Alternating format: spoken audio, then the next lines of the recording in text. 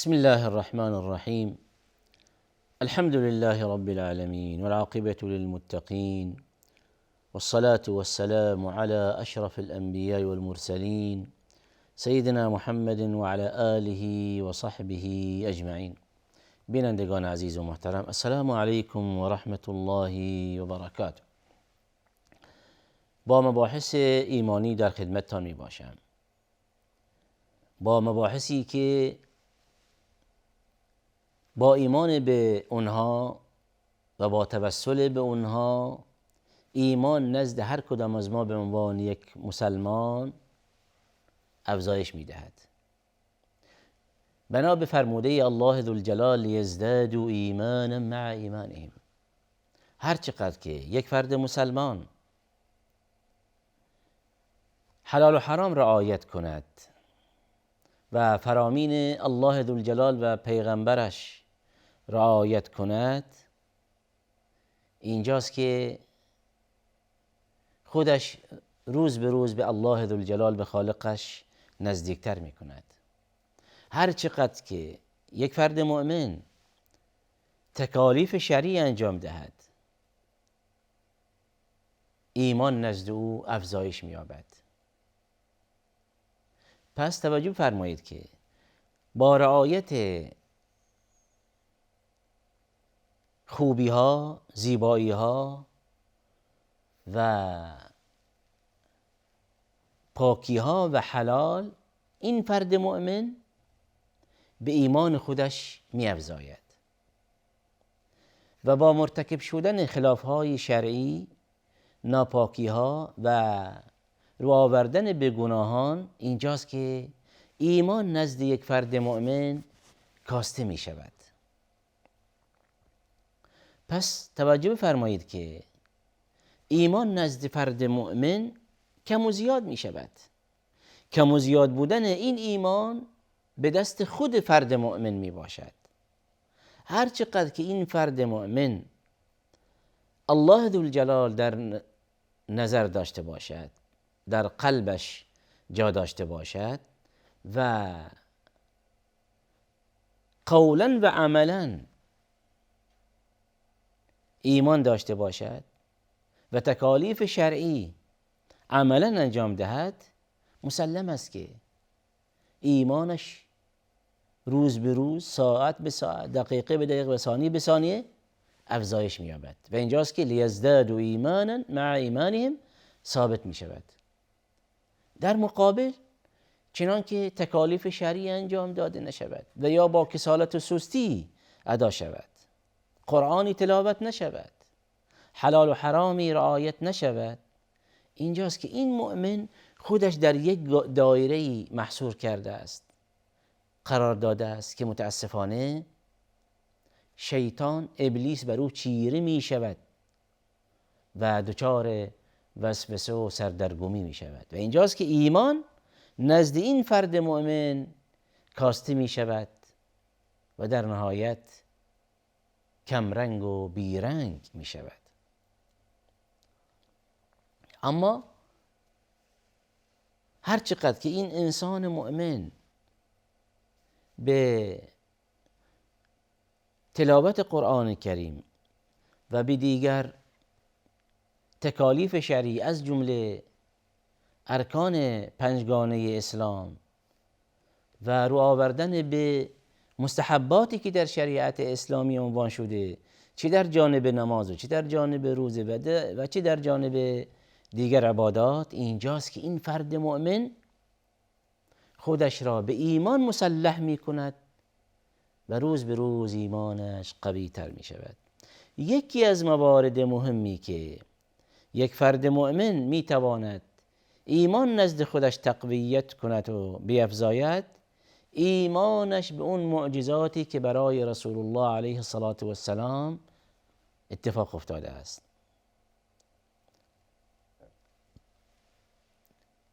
دعای رسول الله علیه الصلاة والسلام برای شاگردانش در زمینه‌های مختلف استجابت شده است و این به عنوان یکی از معجزات نبوی مطرح می شود. پیامبر علیه السلام برای شاگردی از شاگردان خودش دعا می کند که یا الله دعایش مستجاب بفرما.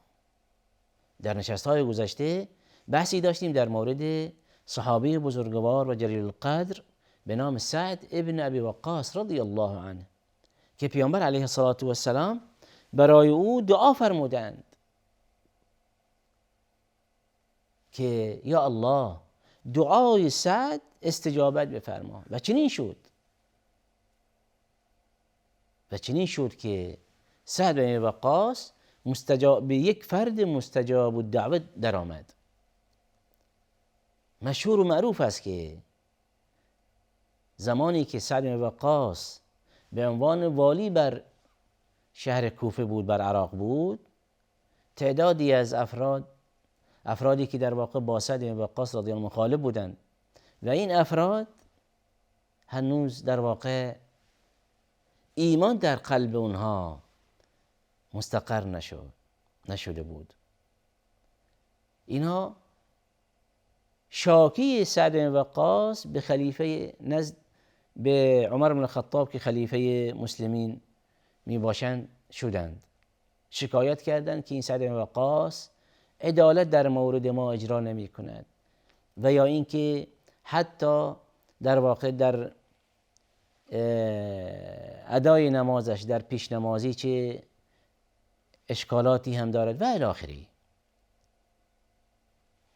در نهایت حضرت عمر رضی الله عنه گروهی بسیج میکند برای تحقیق در این مسئله تا اینکه مردم اهل کوفه بیشتر در واقع تایید میکردند و میگفتند که هیچ موردی و مشکلی ندارند سعد بن وقاص، چه در جانب پیشنمازی و چه در جانب قضاوت و الی آخره.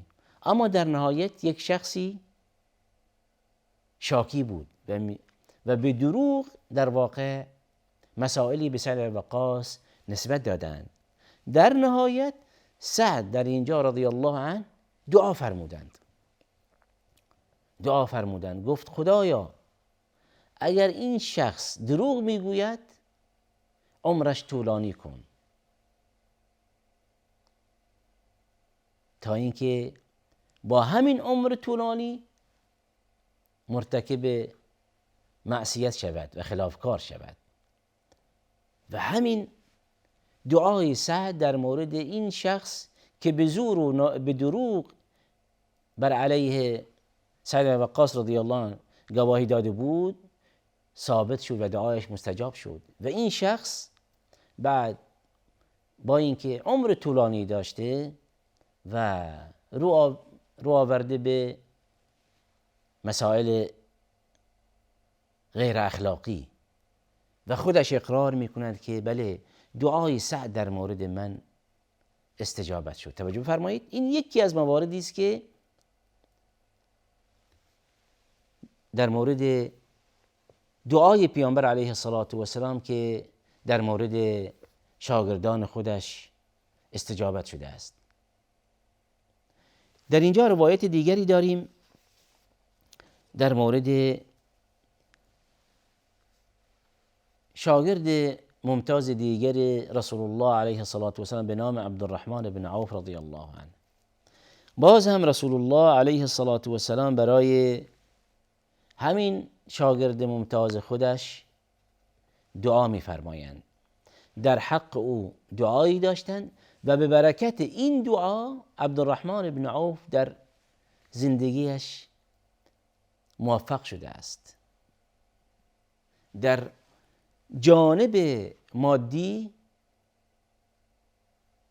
بیش از حد موفقیت داشتند و این به برکت دعای رسول الله علیه السلام که فرمایش دادند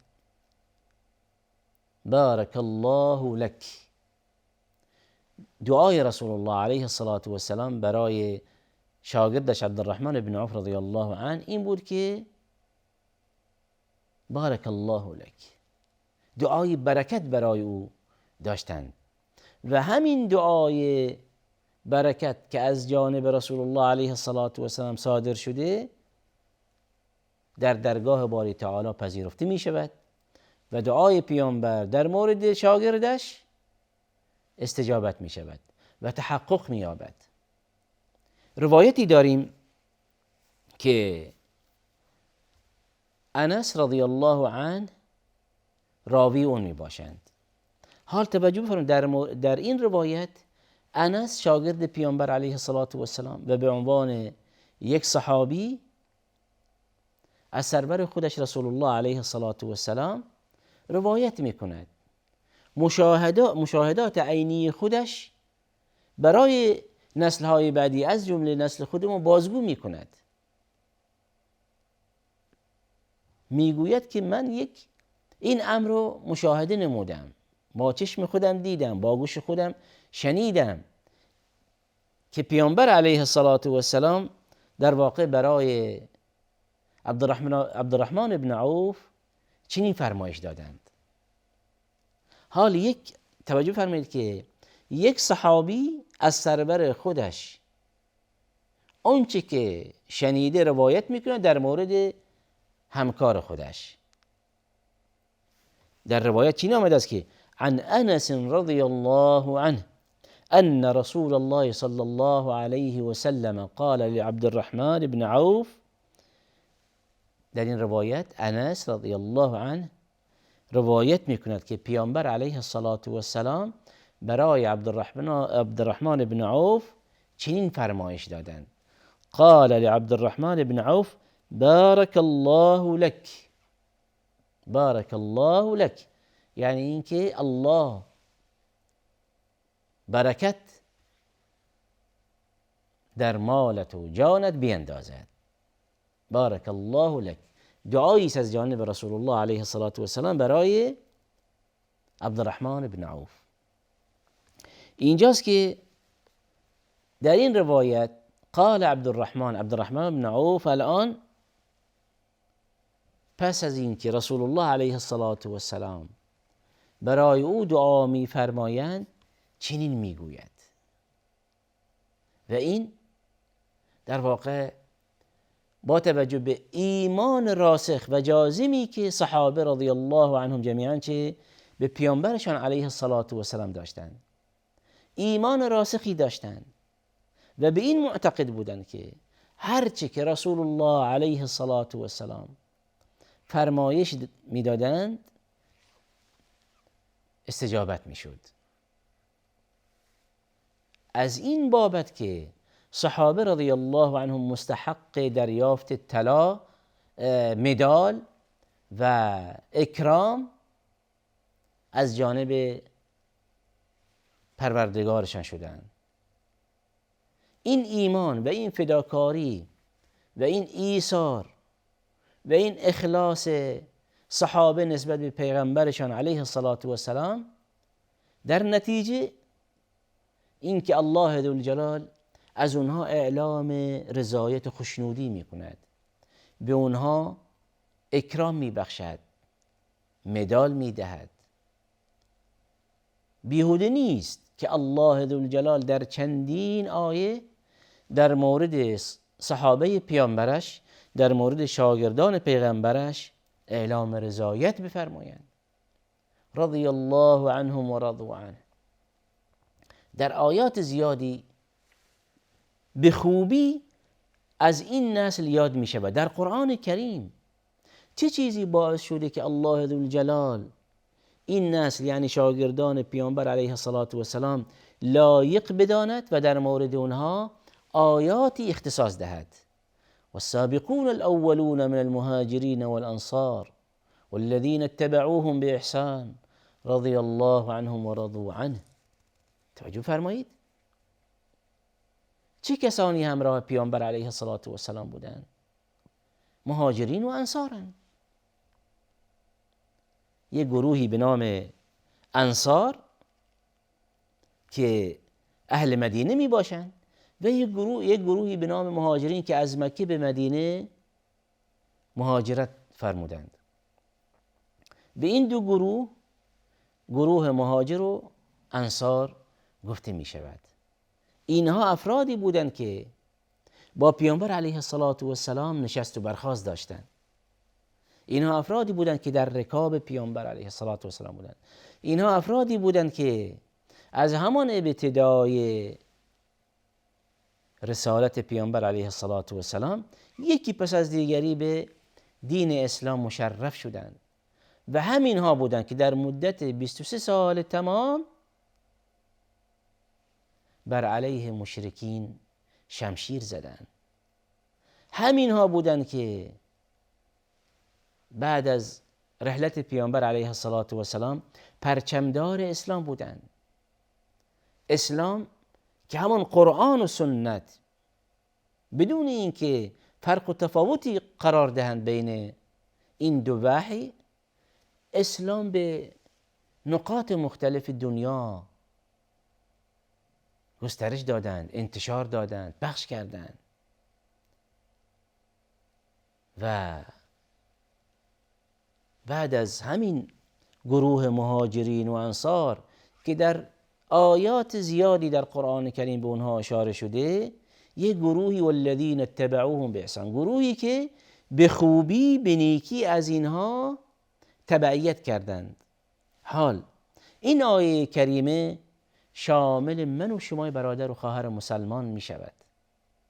این را به فال نیک بگیریم. این رحمت الله ذوالجلال و رحمتی وسعت کل شیء. رحمت الله ذوالجلال همه چیز فرا گرفته، بسیار وسیع و واسع و زیاد می باشد. از این بابت اگر امروزه با گذشت چندین قرن من و شما به عنوان یک فرد مسلمان اگر به نیکی، به خوبی، به زیبایی پیرو این مهاجرین و انصار باشیم، همین رضی الله عنه و رضوا عنه شامل حال ما می باشد و این افتخار بزرگی است که نصیب هر بنده مؤمن می شود. توجه فرمایید که چرا که کسانی که از مهاجرین و انصار تبعیت می کنند رستگارند، از این بابت که مهاجرین و انصار